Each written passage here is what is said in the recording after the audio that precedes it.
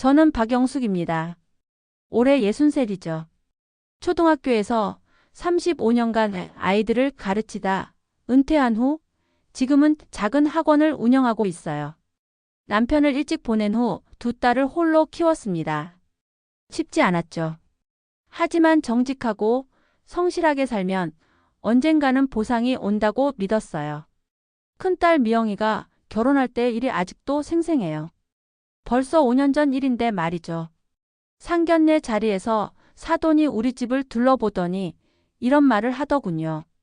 집이 이 정도면 사위는 서울 아파트 하나쯤은 해와야지. 그때 저는 아무 말도 못했습니다. 딸의 행복을 위해서라고 생각하며 그냥 참았어요. 하지만 그 말이 얼마나 상처가 되었는지 모르겠어요. 미영이 결혼식 날 사돈은 하객들 앞에서도 은근히 우리를 깎아내렸습니다. 우리 며느리 집안은 소박해서 좋아요라고 말하면서 웃더라고요. 그 웃음 속에 담긴 의미를 몰라서가 아니었어요.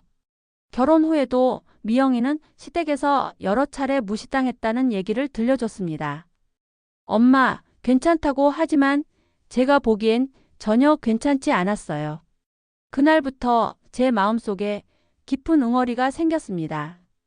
왜 그때 당당하게 맞서지 못했을까? 왜 제 딸을 지켜주지 못했을까? 밤마다 이런 생각이 들었어요. 다음에는, 정말 다음에는 절대로 그런 일이 있어서는 안 된다고 말이죠. 둘째 지수는 큰딸과는 달리 성격이 꼿꼿합니다. 어릴 때부터 부당한 일에는 참지 못하는 아이였어요. 저를 많이 닮았나 봐요. 지수가 약사가 된 건 정말 자랑스러웠습니다. 밤늦게 공부하는 모습을 보며 얼마나 대견했는지 몰라요. 혼자서도 당당하게 살 수 있는 직업을 가진 거니까요. 그런 지수가 결혼한다고 했을 때 저는 이번에는 다르게 하겠다고 다짐했습니다. 미영이 때처럼 당하고만 있지 않겠다고요. 제가 교직에 있을 때 만났던 부모님들을 생각해 봤어요. 자식을 진심으로 사랑하는 부모와 그렇지 않은 부모의 차이를 너무 잘 알거든요. 진짜 사랑은 조건을 따지지 않습니다. 돈이 얼마나 있는지, 집이 어디에 있는지 그런 걸로 사람의 가치를 매기지 않아요. 이번에는 꼭 제 딸을 지켜내겠다고 마음먹었습니다. 그게 엄마로서의 의무라고 생각했어요. 지수가 남자친구 윤민호를 처음 집에 데려왔을 때 일이 기억나네요. 정말 괜찮은 청년이었습니다. 어머니 안녕하세요. 지수가 항상 어머니 자랑을 해서 뵙고 싶었어요. 첫 인사부터 정중하고 따뜻했어요. 지수를 대하는 모습도 진심이 느껴졌고요.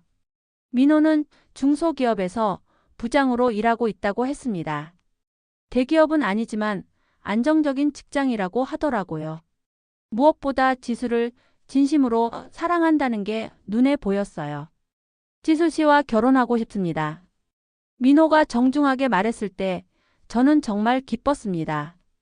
드디어 제 딸도 좋은 사람을 만났구나 싶었거든요. 지수도 행복해 보였어요. 민호와 함께 있을 때면 얼굴이 환해졌습니다. 이런 모습을 보는 게 엄마로서는 제일 기뻤죠. 상견례 날짜를 정하면서 저는 이번에는 정말 신경 써서 준비하겠다고 다짐했습니다. 미영이 때의 아쉬움을 만회하고 싶었어요. 먼저 한복부터 새로 맞췄습니다. 평소에는 검소하게 사는 편이지만 이번만큼은 체면을 세워야겠다 싶었거든요. 한복집 사장님이 추천해주신 은회색 치마에 자주색 저고리를 선택했어요. 단아하면서도 품이 있어 보이는 색깔이라고 하더라고요. 어머니 너무 예쁘세요. 정말 고급스러워 보여요. 지수가 제 한복 차림을 보고 감탄하며 말했습니다. 거울을 보니 정말 그런 것 같았어요. 오랜만에 기분이 좋아졌죠. 상견례 장소는 민호 쪽에서 정해준 한정식집이었습니다. 꽤 고급스러운 곳이라고 하더라고요. 저는 긴장이 되기 시작했어요. 엄마 너무 걱정하지 마세요. 분명히 좋은 분들일 거예요.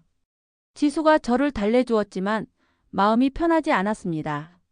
미영이 때의 기억이 자꾸만 떠올랐거든요. 그날 밤 잠이 오지 않았어요. 어떤 말을 해야 할지, 어떻게 행동해야 할지 계속 생각했습니다. 내일은 꼭 당당하게 임하자고 다짐했어요. 제 딸이 부끄러워할 일은 절대 만들지 않겠다고 말이죠. 거울 앞에 서서 인사 연습도 해봤습니다. 안녕하세요, 지수 어머니입니다. 목소리가 떨리지 않도록 여러 번 반복했어요. 이번에는 정말 다를 거라고 믿었습니다. 좋은 사람들이길, 제 딸을 이해해주는 분들이길 간절히 바랐어요. 상견례 당일, 저는 일찍 일어나서 준비를 시작했습니다. 한복을 차려입고 거울을 보니 나름 괜찮아 보였어요. 지수도 단정하게 차려입었습니다. 엄마, 오늘 정말 예쁘세요. 딸이 격려해주니 용기가 났어요.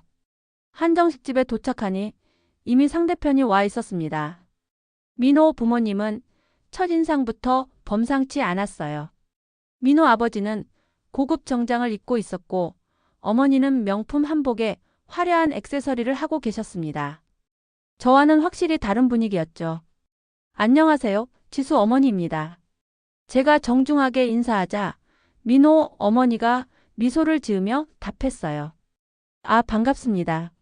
우리 민호가 평소에 지수 씨 자랑을 많이 해서요. 처음에는 상당히 상냥하셨습니다. 자연스럽게 대화가 이어졌어요. 약사라고 들었는데 정말 대단하네요. 요즘 같은 시대에 전문직은 최고죠. 감사합니다. 지수가 열심히 공부해서 그렇게 된 거예요. 저는 딸 자랑을 하면서 기분이 좋았습니다. 역시 상대편도 괜찮은 분들인 것 같았어요. 하지만 분위기가 바뀌기 시작한 건 음식이 나오면서부터였습니다. 그런데 약사면 수입이 꽤 괜찮을 텐데 모아둔 돈은 얼마나 되나요? 민호 아버지의 갑작스러운 질문에 저는 당황했습니다. 이런 직접적인 질문을 할 줄 몰랐거든요. 아, 그게. 지수가 머뭇거리자 저는 불편함을 느꼈어요. 젊은 나이에 벌써 그런 걸 따져야 하나요? 아직 서로 알아가는 단계인데. 제가 조심스럽게 말하자 민호 어머니가 웃으며 답했습니다. 아니에요. 서로 솔직하게 얘기하는 게 좋잖아요. 어차피 결혼하면 다 알게 될 일이고요. 그 말을 들으면서 저는 예전 기억이 떠올랐어요. 미영이 결혼할 때도 이런 식으로 시작되었거든요. 상대편의 표정을 보니 뭔가 계산적인 느낌이 들었습니다. 처음의 상냥함과는 다른 분위기였어요. 지수는 계속 저를 쳐다보며 어떻게 해야 할지 모르겠다는 표정을 지었습니다. 저는 점점 불안해지기 시작했어요. 이번에도 미영이 때와 똑같은 일이 벌어지는 건 아닐까. 그런 생각이 머릿속을 맴돌았습니다. 민호 아버지는 본격적으로 재정 이야기를 꺼내기 시작했습니다. 우리 민호는 이미 집을 마련해 뒀어요. 강남은 아니지만 괜찮은 동네 아파트죠. 자랑스럽게 말하는 모습을 보니 뭔가 나올 말이 있다는 느낌이 들었어요.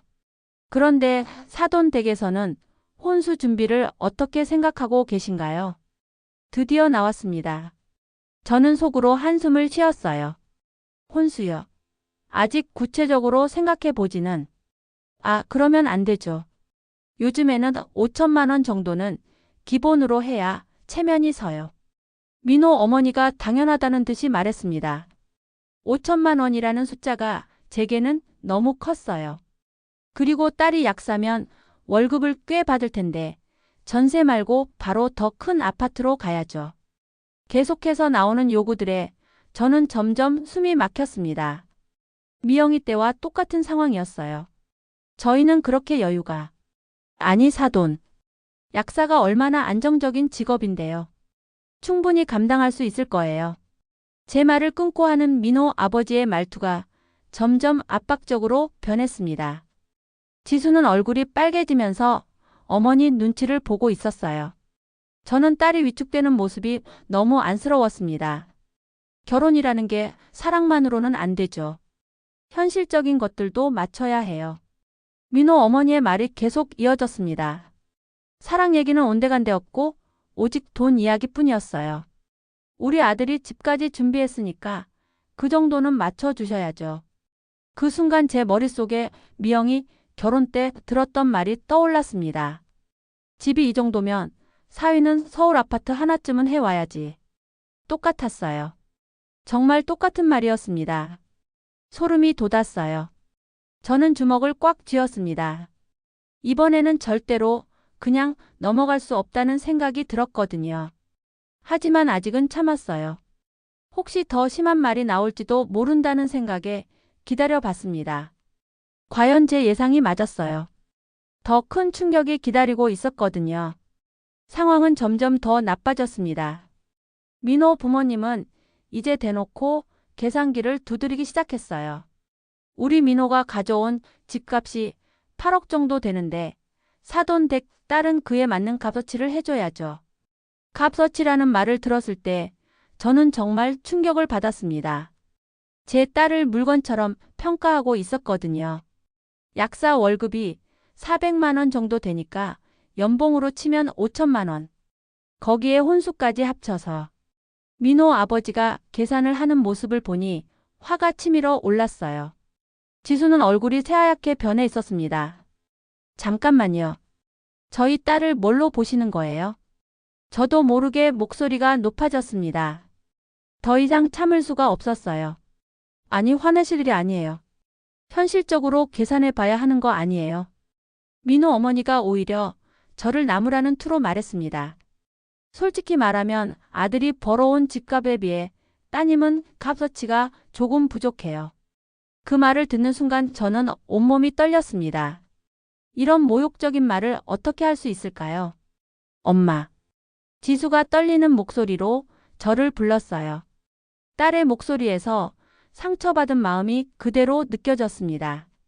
그러니까 혼수를 좀 더 넉넉하게 준비해 주세요. 그래야 우리도 체면이 서죠. 계속되는 요구에 저는 참을 수 없었어요. 미영이 때 못했던 말을 이번에는 꼭 해야겠다고 생각했습니다. 제 얼굴은 이미 굳어져 있었어요. 지수도 제 표정을 보고 무슨 일이 일어날지 눈치챈 것 같았습니다. 사돈 표정이 왜 그래요? 우리가 잘못된 말 했나요? 민호 어머니가 오히려 당당하게 물었습니다. 정말 뻔뻔했어요. 그때 갑자기 누군가 우리 테이블로 다가오는 소리가 들렸습니다. 고개를 돌려보니 놀라운 사람이 서 있었어요. 바로 미영이의 시어머니였습니다. 이런 곳에서 만날 줄은 꿈에도 몰랐어요. 어머 사돈. 미영이 시어머니가 반갑게 인사했습니다. 이런 곳에서 만나게 될 줄은 정말 몰랐어요. 아, 안녕하세요. 이런 곳에서 뵙게 되네요. 저는 당황스러운 마음에 일어나서 인사했습니다. 옆자리 사람들이 누군지 설명하려는데 미영이 시어머니가 먼저 눈치챘어요. 둘째 따님 상견례이신가 보네요. 축하드려요. 감사합니다. 잠시 인사를 나누는 사이 미영이 시어머니는 분위기를 파악한 것 같았어요. 제 굳은 표정과 지수의 창백한 얼굴을 보더니 뭔가 이상하다는 걸 눈치챈 거죠. 실례지만 잠깐 인사만 하고 가도 될까요? 미영이 시어머니가 정중하게 말씀하시자 민호 부모님도 어쩔 수 없이 자리를 권했어요. 저희는 지수 어머니의 큰 사위 쪽 어머니예요. 오늘 가족 모임으로 이곳에 왔다가 간단히 소개를 마친 후 미영이 시어머니가 제게 의미심장한 눈빛을 보냈습니다. 사돈, 또 이런 말씀 들으시나 보네요. 갑작스러운 말에 저는 깜짝 놀랐어요. 무슨 의미인지 알 것 같았거든요. 지난번에도 그냥 넘기셨죠. 하지만 이번에는 그러시면 안 됩니다. 미영이 시어머니의 목소리가 조금 더 단호해졌어요. 딸이 불행해져요. 그 한마디가 제 마음을 완전히 뒤흔들어 놓았습니다. 미영이가 지금 시댁에서 어떻게 지내고 있는지 짐작할 수 있었거든요.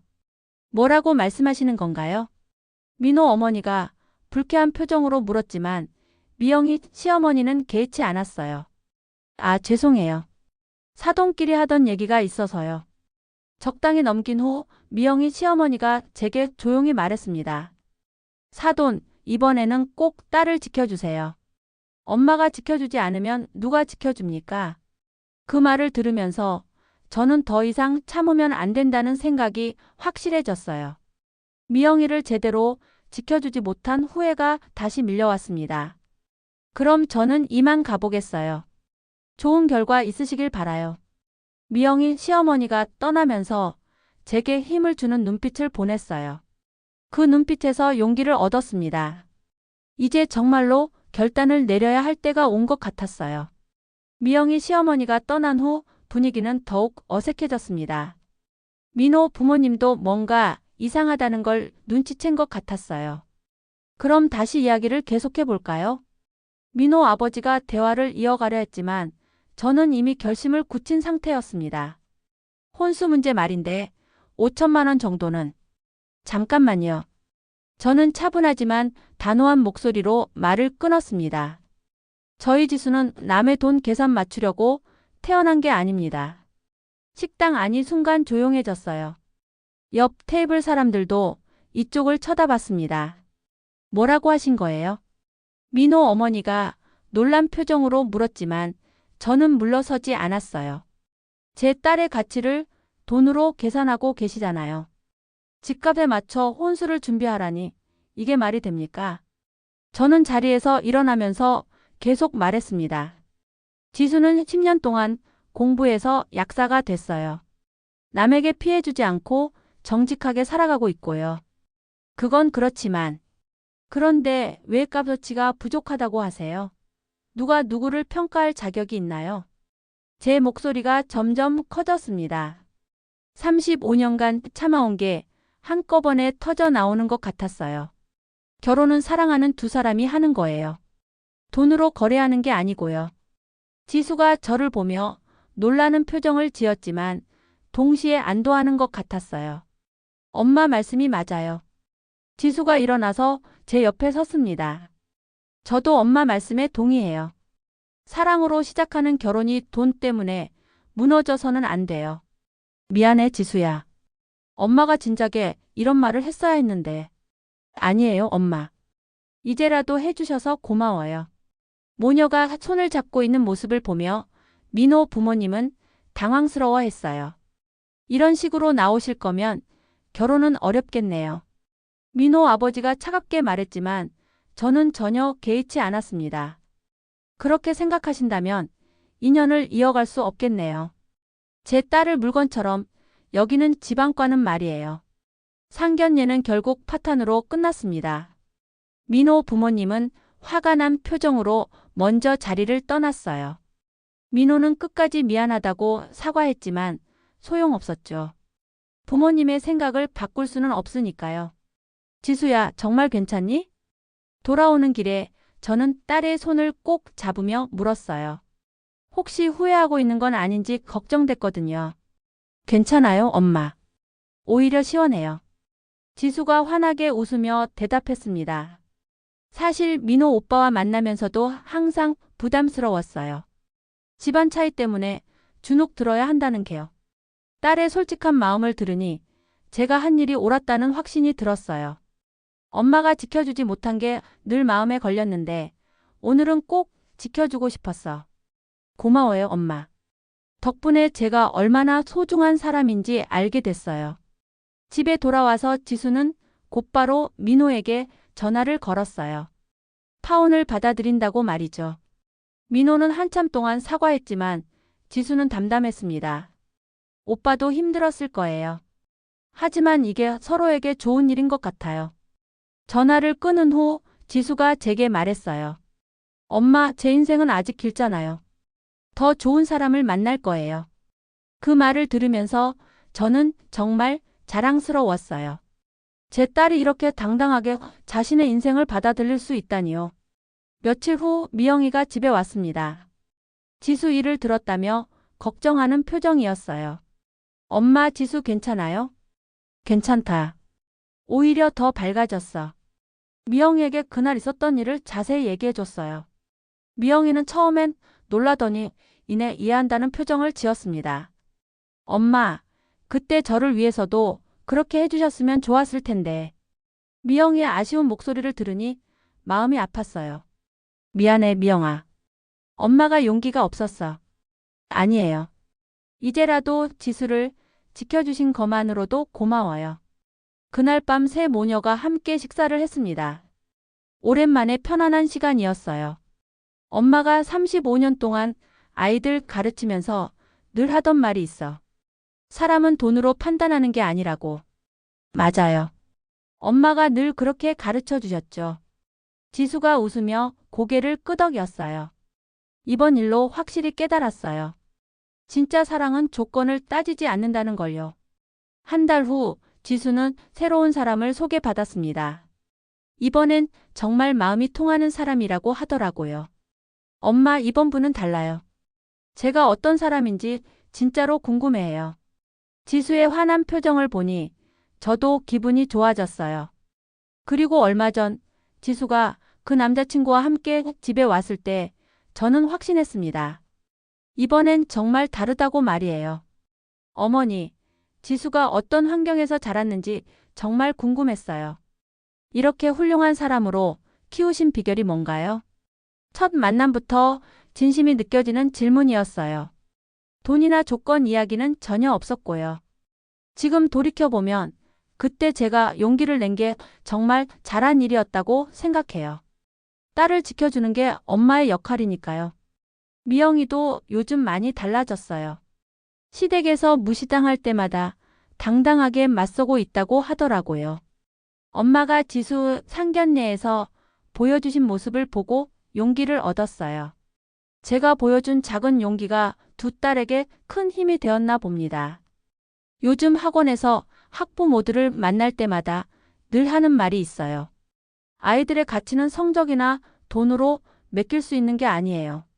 그 아이만의 소중함을 인정해 주세요. 그리고 덧붙이죠. 부모가 아이를 지켜주지 않으면 누가 지켜줍니까? 63년을 살아오면서 가장 당당했던 순간이 바로 그날이었어요. 늦었지만 제대로 된 엄마 역할을 한 것 같아서 뿌듯합니다. 지금도 가끔 그날을 떠올려요. 미영이 시어머니가 해주신 말씀이 정말 큰 힘이 됐거든요.